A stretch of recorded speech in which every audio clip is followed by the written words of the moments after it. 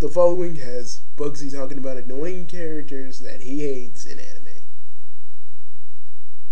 People, if you think I'm going to talk about Shinji, no, I've talked about him enough.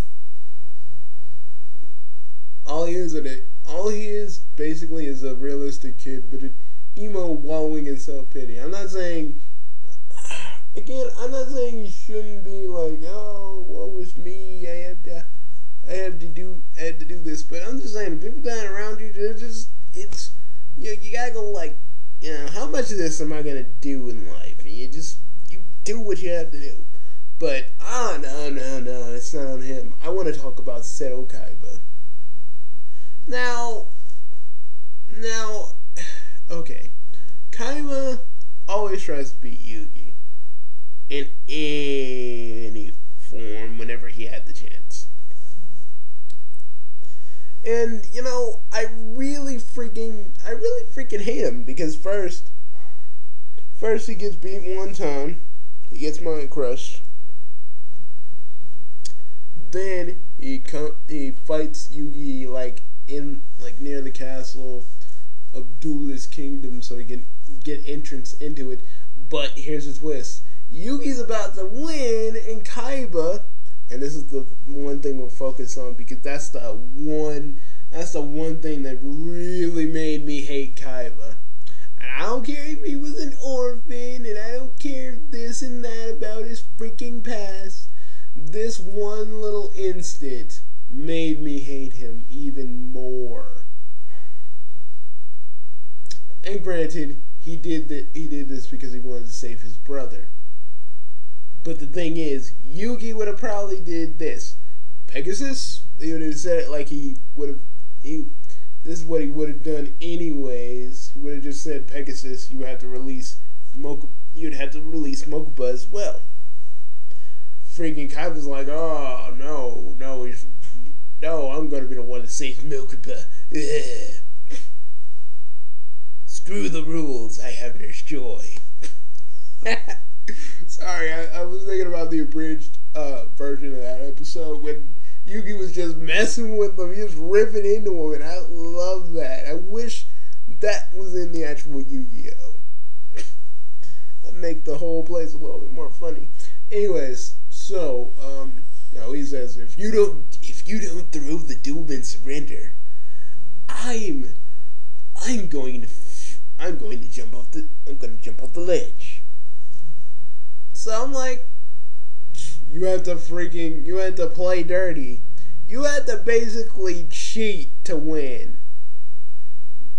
It's not like Yugi was gonna say, oh, I want you had to release my grandpa and Mokuba. Then he has to save your useless rich boy self. Kaiba, you're a waste of a freaking character. I mean, you're a good little rival, but you don't grow. Heck, Gary Oak grew. You just stayed the same. I think the only time you actually changed a bit was when you made a duelist school for duelists, which means you actually cared something more than yourself.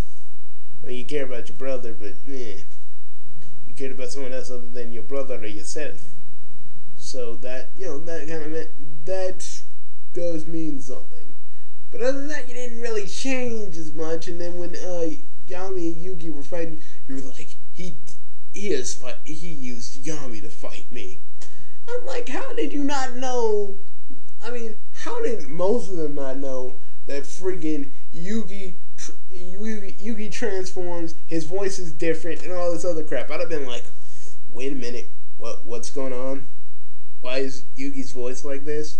Something. I'm not trying to poke holes into the series, because I like the series. I like the first Yu-Gi-Oh! I like it a little bit more than Yu-Gi-Oh! GX and 5Ds. I don't like Zexal. But, it's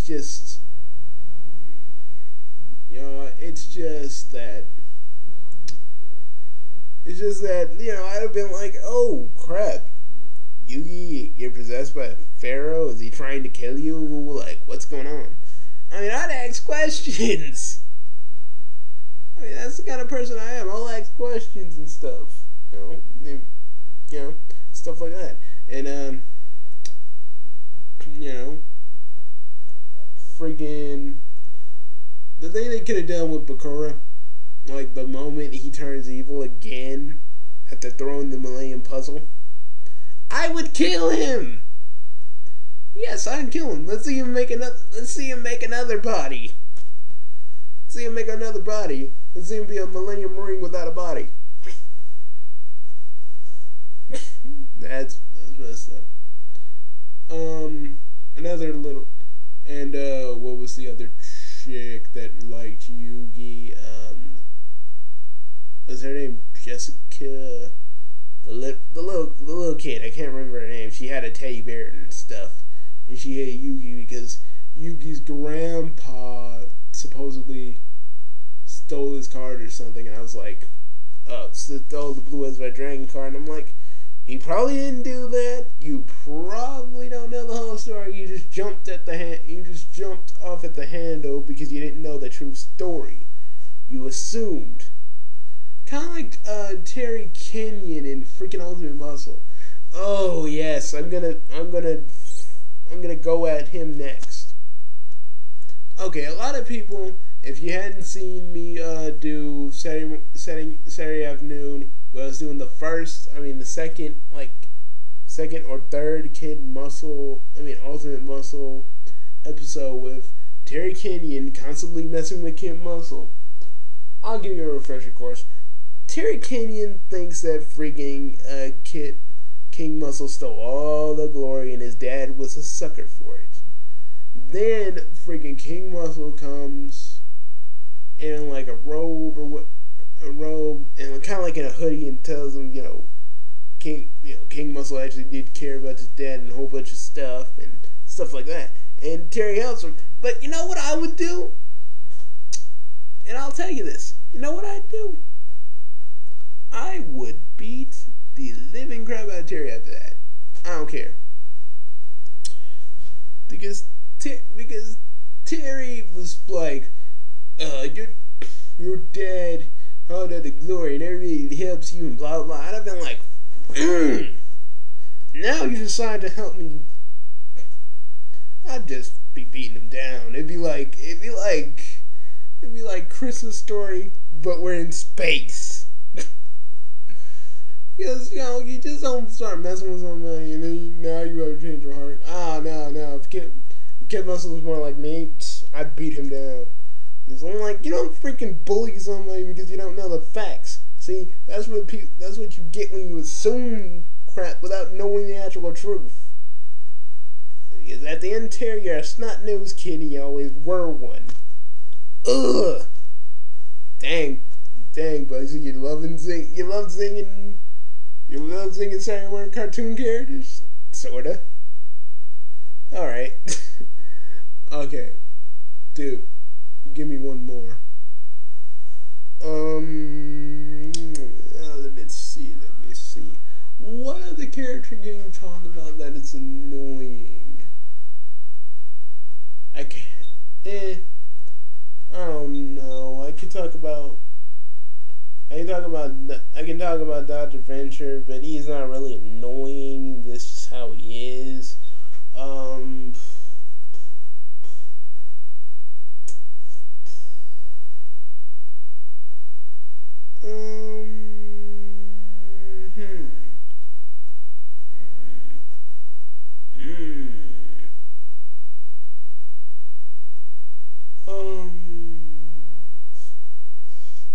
There's one other character that annoys me. Oh yeah. Guys, I'm gonna talk about Sakura one more time. Now Sakura, she has to be the second, like the first half, she's a fangirl that always wanted to be on Sasuke. I love you, Sasuke, and it really ticks me off on a multitude of levels because Naruto freaking saves your butt not once but twice, and you don't. Oh yeah, Shuri's another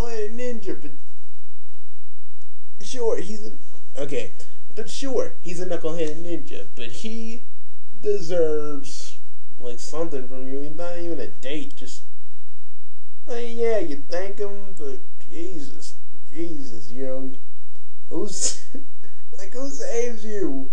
It ain't Sasuke. Sasuke's too obsessed about destroying his brother and crap, and then in Shippuden, I will never freaking forget this. Freaking Sakura says, "I love you" to Naruto, and for a while I thought, oh, so Sakura does have feelings for Naruto. That's good. And then I find out that it was technically a lie. So freaking Naruto can go back to the Leaf Village, and Sakura can either kill Sasuke or make out with him or whatever. And freaking Sasuke almost killed her, but he also killed Kirin, and oh yeah, in the manga, Kirin still likes freaking Sasuke, even though Sasuke put his hand when he did his lightning blade right through her. And it's like, what? You just forgot that? You just forgot that? I don't got not a lot to say about Kirin. She just follows Sasuke like a Sakura that has no ground or whatever. But it turns out she still loves freaking Sasuke, and I don't know, all the coolness I thought, that she was alright, she was on the up and up again. It turns out she's the same person she's always been.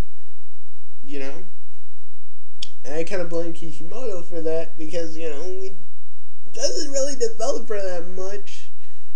Not really a lot. Everything's being poured into the Ninja War. Naruto, the manga's like almost ending. There's a lot of stuff going on and stuff. And it's not like Sakura's gonna get any development. But another thing that bothers me. So Hinata was around Naruto, I think in one of the manga pages, and someone pointed this out to me. I think it was Double 4 Anime. He said, I think this is either Forever World or Double 4 Anime, but he says, freaking so Hinata kind of snaps Naruto out because Neji died, and he was all torn up about that, and freaking Hinata comforts him in the next chapter after that. Sakura's all like, I love you, Naruto, or hugging him or something, and I just really, it's like, she can't have Naruto, no one can. I'm like, make up your mind. And I'm gonna say this because it's what she actually kind of was in the first part. A freaking tsundere. A freaking tsundere. I hope I'm saying it right. But, tsundere, I hope I'm saying it right. Anyways, that's, she will always be that annoying character that I can't stand. I can't stand it for a lot of reasons. Because she's just, ugh. And speaking of annoying characters from Disney, I'm gonna leave that one